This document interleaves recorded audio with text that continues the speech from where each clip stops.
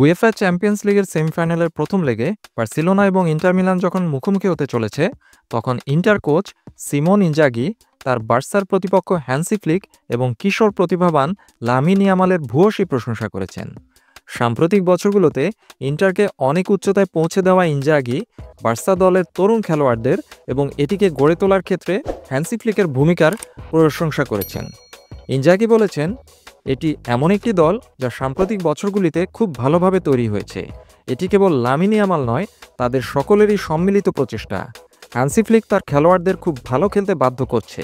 তিনি বলেন, লা মাসিয়াস সেন্সেশন লামিন ইয়ামাল সম্পর্কে তিনি মন্তব্য করেছেন, লামিন এই মুহূর্তে বিশ্বের একজন অনন্য প্রতিভা, ব্যক্তিগতভাবে এবং দলের জন্য। ইনজাগি আরও বলেন, আমরা বার্সেলোনাকে খুব ভালোভাবে জানি।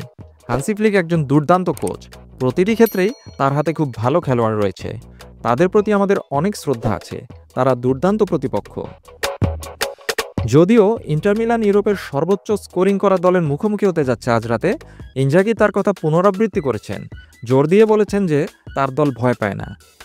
ইনজাগি বলেছেন, বার্সেলোনার প্রতি আমাদের সম্মান আছে, কিন্তু ভয় নেই।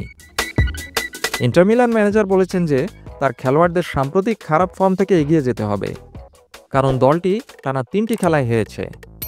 ইনজাগি বলেন, আমাদের গত সপ্তাহটি ভুলে যেতে হবে।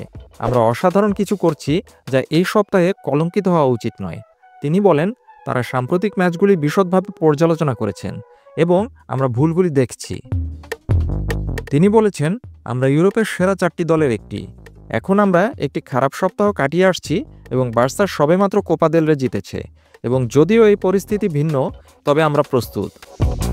তারা প্রতিপক্ষের অর্ধে আক্রমণাত্মকভাবে খেলে, আমাদের অনেক রক্ষণ করতে হবে।